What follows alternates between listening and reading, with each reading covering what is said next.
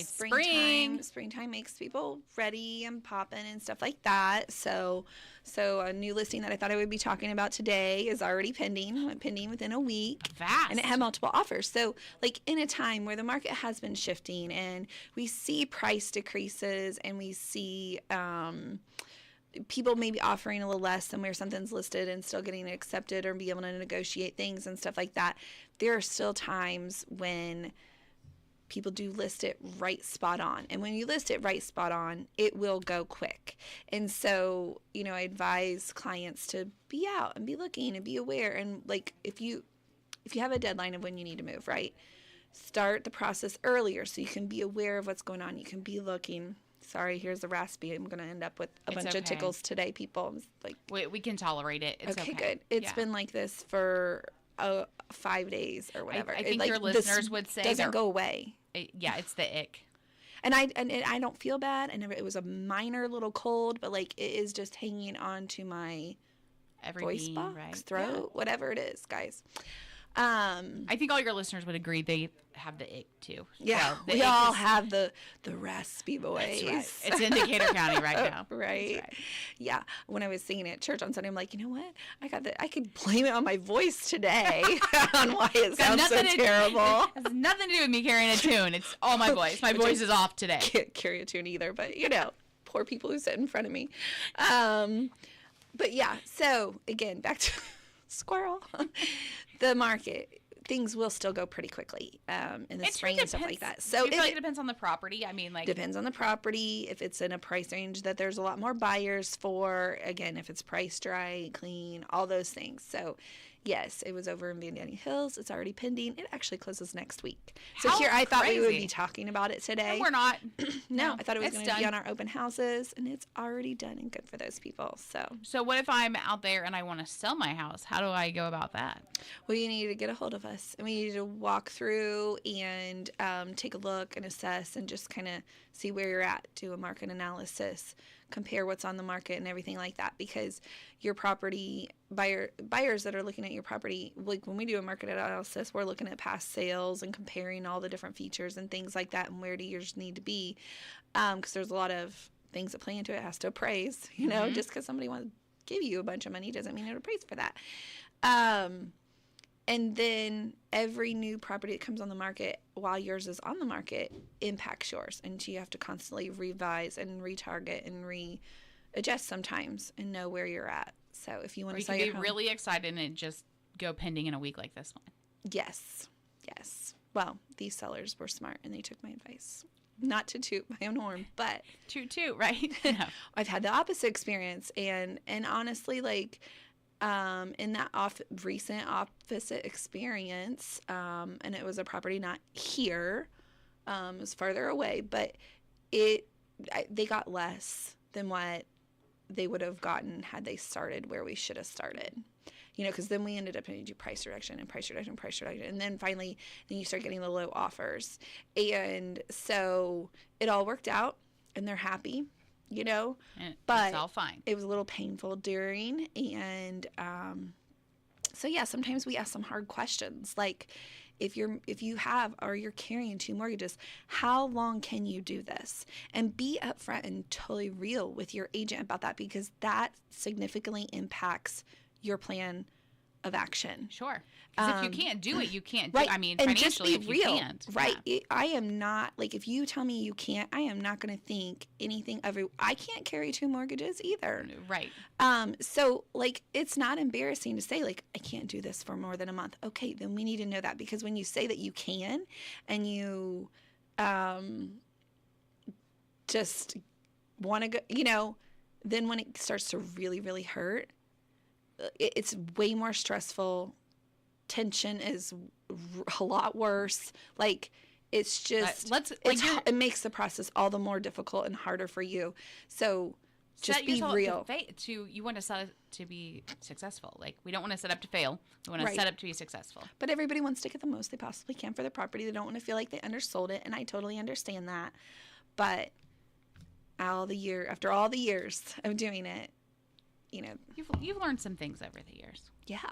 Absolutely. Very good. I know the sun's coming. You're getting sun. It's okay. I got sunglasses here. That's right. If you need to pop them on, you can. Nobody can tell because we're on the radio, right? Oh, no, they're on the YouTube, remember? Oh, we're doing that too. Okay, yeah, great. We're doing the YouTube. I do have makeup on today at least. So with spring, though, do you find more houses are coming on the market? Yes, they do. The spring and summer are the busiest times for our area for homes to come on the market. Now, it might be a little crickety the next couple of weeks because we've got all the schools are on spring break next week, and then Greensburg also has a second week. So it'll take a minute to get rolling, but by the time that April gets here, I feel like that's when you start seeing those signs pop up, and everybody's like, "Let's go." Yes, and a lot of that depends on the weather. Like if it was still if we hadn't had some of these nicer days and it was still really cruddy, heck, it can snow a lot in March even. Then sometimes that will delay things, but because you start getting these nicer days and people get the itch to be out and doing stuff, then it kind of makes the market a little bit earlier. Good time. And then you'll be able to start, getting the flowers out and your landscaping. So if you're not until mid-May, don't do it. Don't do it. I know. Unless you want to go out and cover them every other day. I know. The itch comes though. You're like, oh. It does come. It does. As the grass gets greener, then you're like, oh, it would look so much better if I just had this pot of flowers. Well, shameless plug, go buy a houseplant instead from us at Pickers. That's right. If you have the itch or you want to do something, look at your houseplants or get a houseplant. Spring is an okay time to repot. Like, you can repot your pot. I mean, it's a myth that you can't repot in the winter. You can repot your houseplant anytime it actually needs it. Is it harder for it to repotting is stressful on a plant, so is it harder for it to recover in the winter? Yes, because the days are shorter. So unless you have like grow lights and all the things, the days are shorter.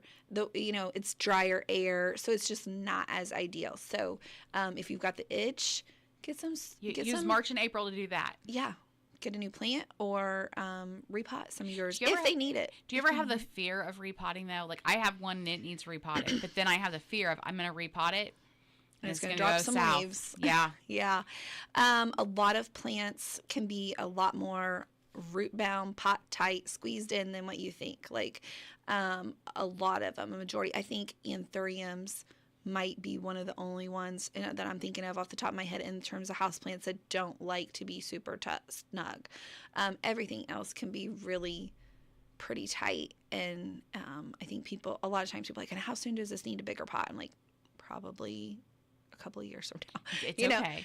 But yeah, so one thing that you can do to help with the transplant shock or repotting shock, there is like a fungi. It's called I can't pronounce it. It's a long word. It's a long Microhazy, I think is kind of close enough. But if you sprinkle that on the roots or into the pot that you're going to put it in, that can help.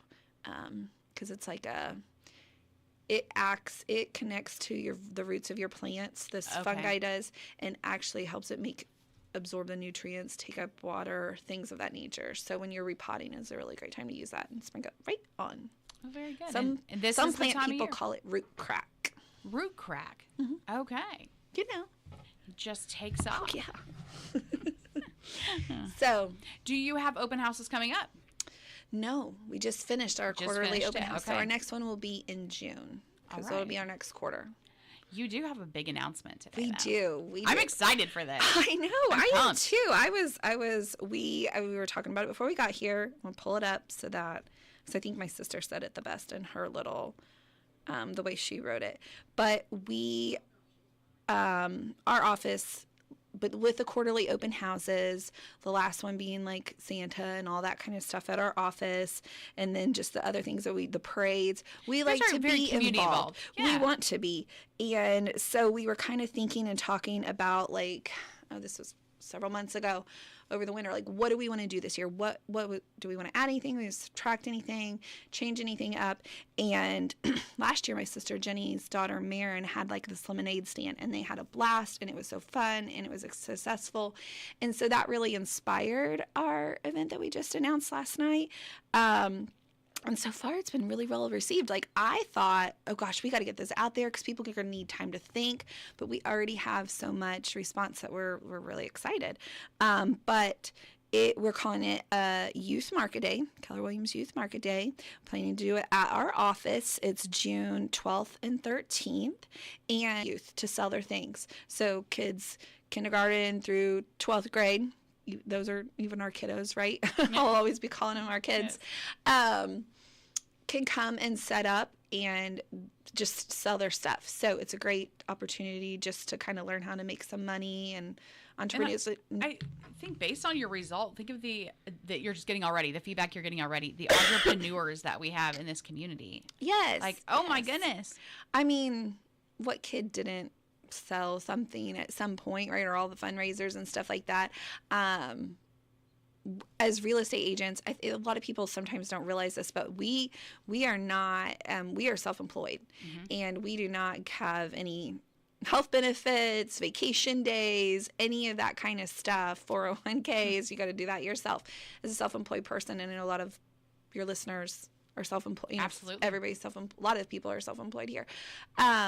So that was kind of, and then just, it's hard for me to remember a time where I didn't probably have more than one job or something like that. I started detasseling corn at like 12, and then as my daughter has gotten older, it's been really hard for her to, like, I started working as soon as I was probably 14 or 15, worked at IGA. I love it. After detasseling corn, it's IGA. And, my mom would take me and drop me off and all that kind of stuff till I got my license. And I don't remember having a hard time getting a job. Kids were employed everywhere. And now it seems like, as I've tried to help my daughter find a job, like, it's been kind of hard to find a job until they're 16. There's a lot more requirements, I think, now. Like, I don't know, like, until they're 16, like, I think they can only work till like 7 p.m., which I find to be weird because we have practices and games and all these things well beyond 7 p.m., but we can't work if we want to work. Like, seems a little odd, doesn't it? A little odd. I get it, gotta get our homework done, gotta get to bed at reasonable hours. So do we want kids, teenagers working till midnight? No, probably not, but they're probably on their phone till midnight anyway. Right. So let's weigh it out. Yeah. But so that's kind of where we were, like, let's do this for the kids, like, to just have a chance to sell their stuff. That's right. So we're looking for those entrepreneurs. I know. Just people who like to create and do, or have a little thing. There's so many different aspects. I mean, you can be a baker or a lemonade stand, or you can make 3D art, right? Like, yeah. Or, like, some people crochet, make jewelry. My niece makes these really pretty candles. She is very creative. She's made all kinds of stuff. And just that creativity of making things, too. There are people that I've seen, their kids that raise, like, a certain kind of produce. Or they have the chickens and the eggs are theirs. Like, just all kinds of different things that kids can do. And hopefully the community will come out and buy things from them to support their efforts. I'm truly excited to see, like, when we will be looking at this market, we'll be looking at our future. And that makes me super excited to see them. Yeah. Me too. I think it'll be great. Cool. We're really excited. And I'm really excited that it's been so well received already. Like, I already have a bunch of people ready. And we're trying to keep it to, like, just one. Sorry, here comes the tickle. That's right. You've had a great reception already, so you're trying to go through each of those people. Yes, so we're trying to do, like, one lemonade stand, not 6 people with lemonade, right?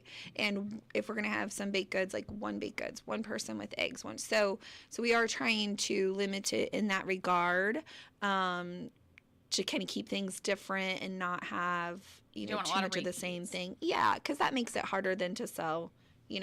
Like, okay, there's four lemonade stands here. Which one do I get lemonade from? Or, This will be exciting. So if someone is interested in it, tell us when it's going to be and how they get in contact with you. It's going to be June 12th and 13th.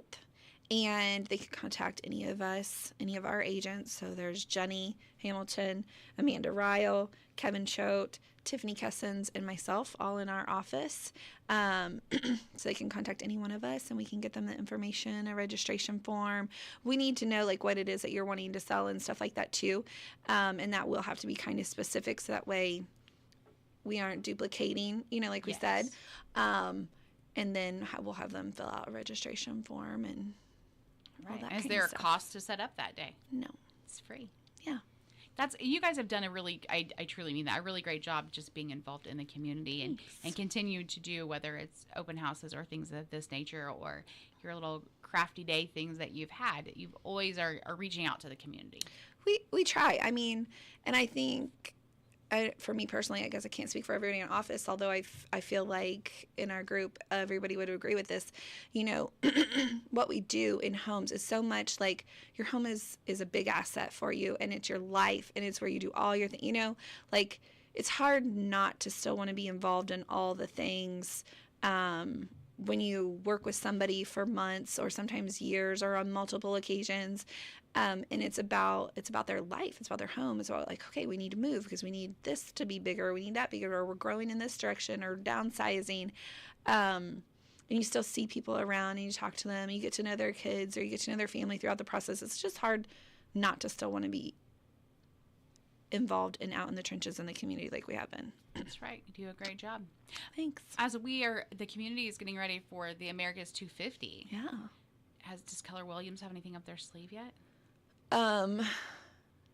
Not yet. I'm in Tri-Kappa. Oh, that's right. Yeah. So, we already have the 4th of July parade for Tri-Kappa. So I guess my focus has been on that for the 250. Yeah. But, which is a big thing. It's going to be a big day. It will be. It'll be nice. Hopefully it doesn't rain. It's not going to rain, and it's only going to be like 80. Only like 80? 85. Okay, that'd be great. Well, right? Can we go a little lower? Let's stick at 80. Let's go wishful thinking, but not crazy, right? Right, let's not get crazy. But yeah, no, we have not talked about that yet, but what are you doing?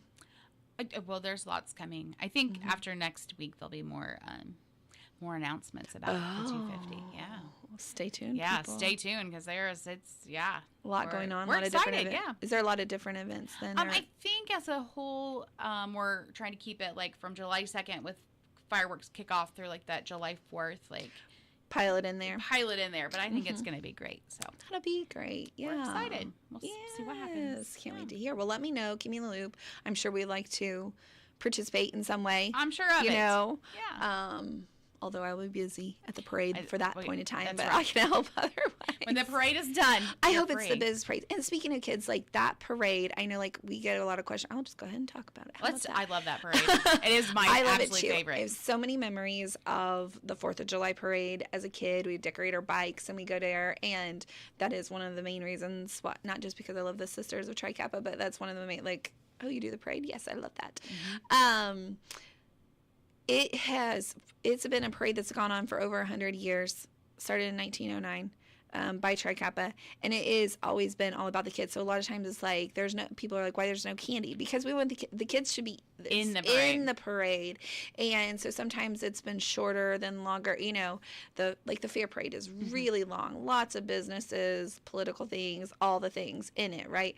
But the 4th of July parade is just not geared towards that. It's for the kids and stuff. But we've had other people come with floats. We've had the class is a class of 59, 69.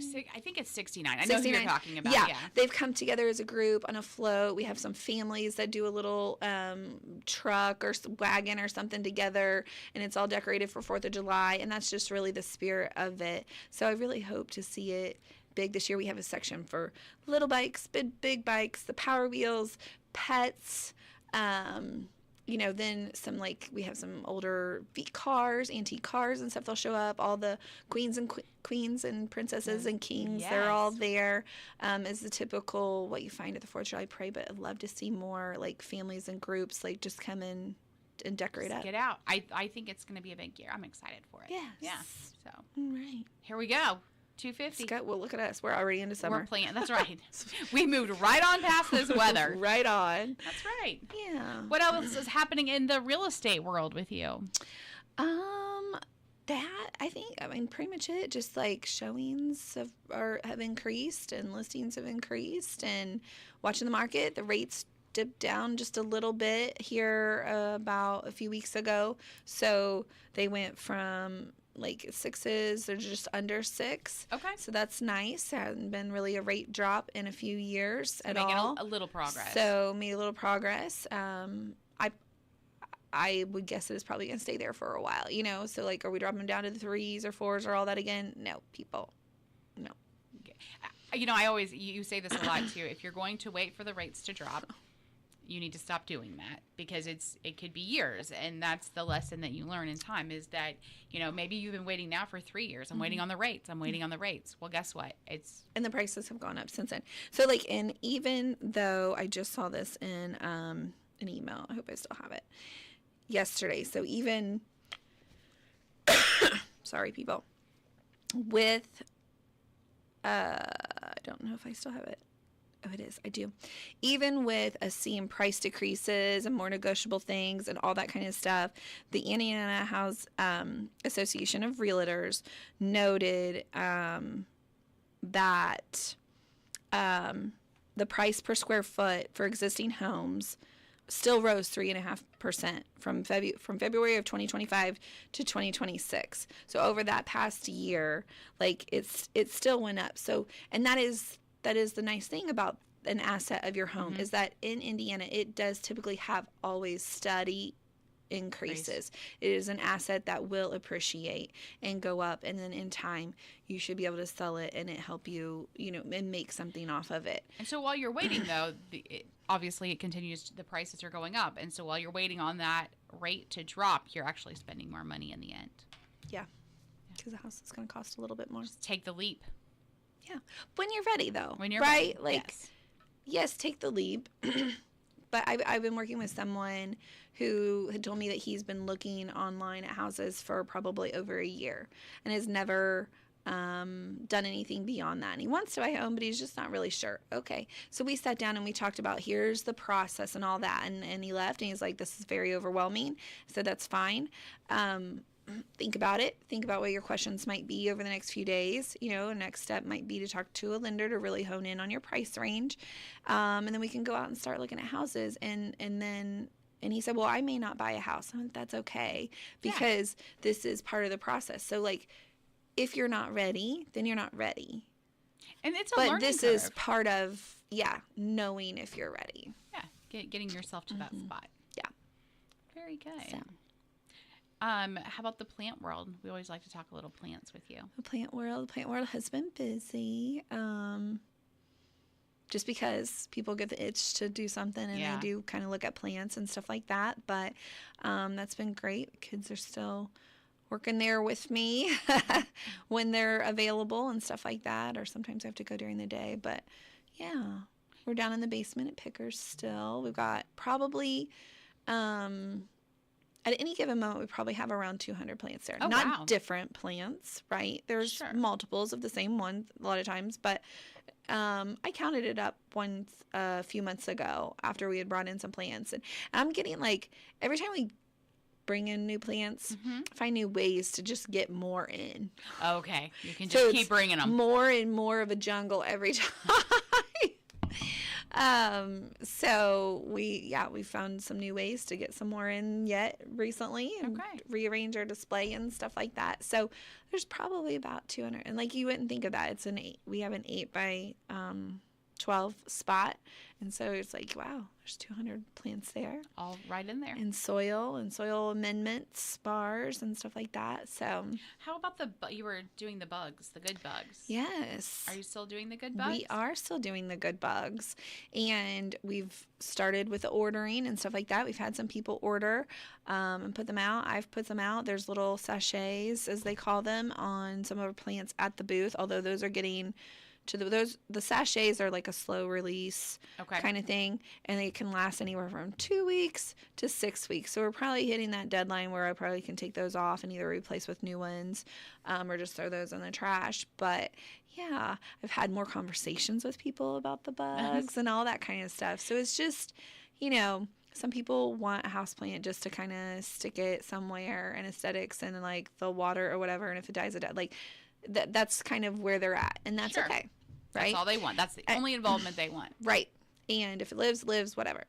And other times people like really want to take a deep dive. It's like, go all in. How deep do you want to go into it? Because even I think we've talked about before. I know I've said it many a times. Like, I love Hoyas, and Yes. sometimes they can just stop growing.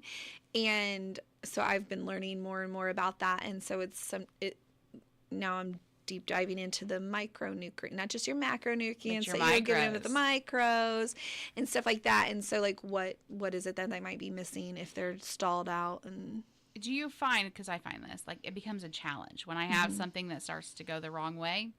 I'm like, okay, what'd I do? yeah, And, like, how am I going to fix it? Like, Yeah. it becomes a little bit, like, I get kind of in that deep dive and rabbit hole of, yeah. oh, goodness, what are we going to do?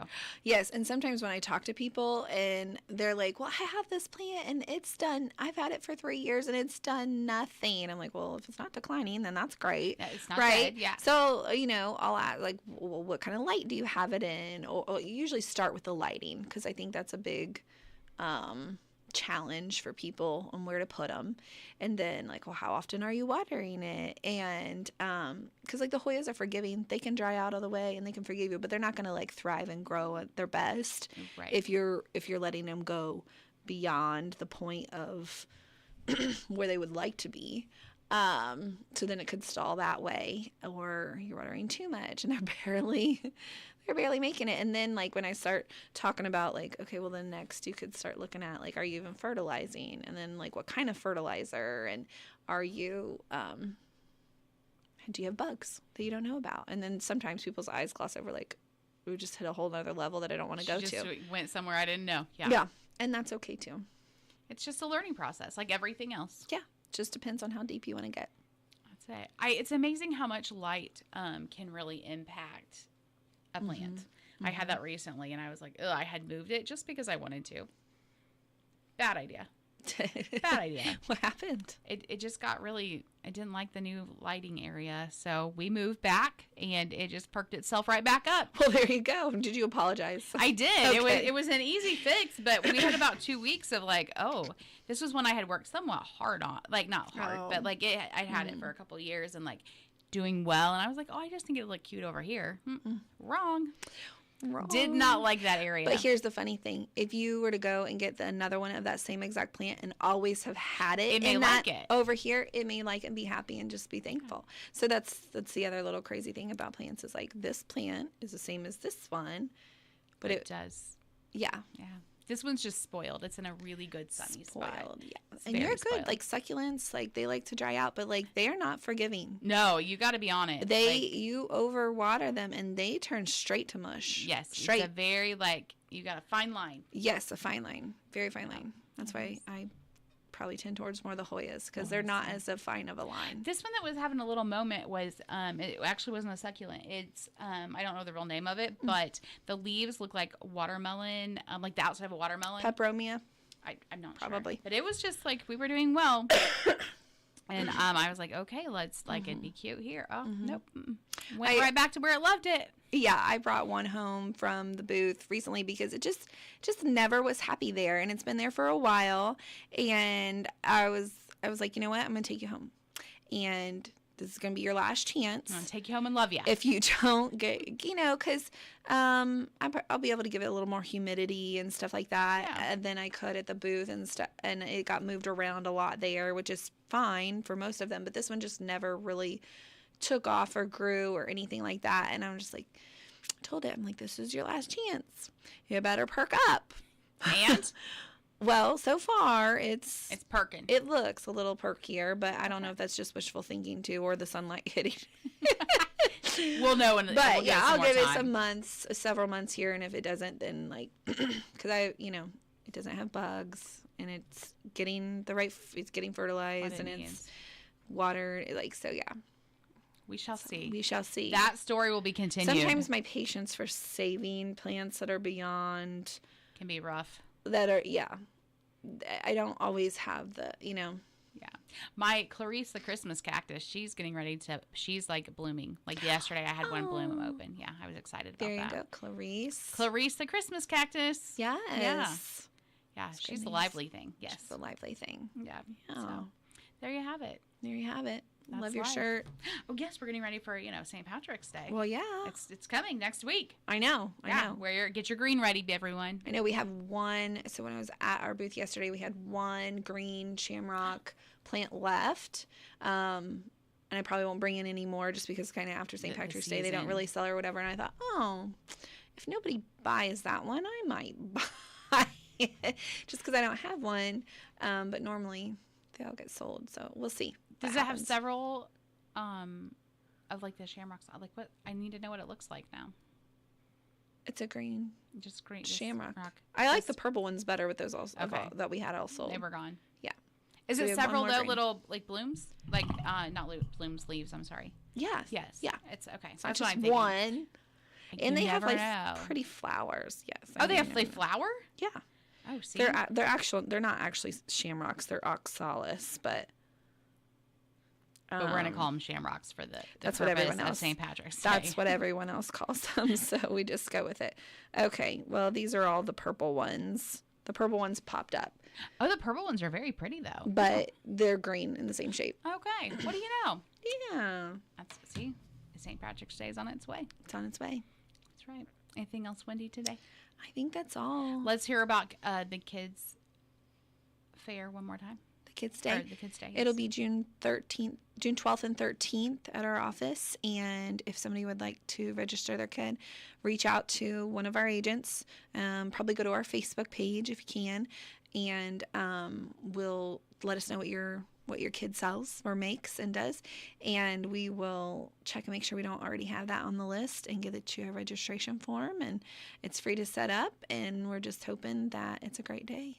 I'm excited for it. I know. I'm very excited for it. Do some good shopping that day. Yes. All right. Thanks for being with us this morning. We hope your throat starts to get better. Yeah. I don't know. Maybe some honey and tea. Have you tried that?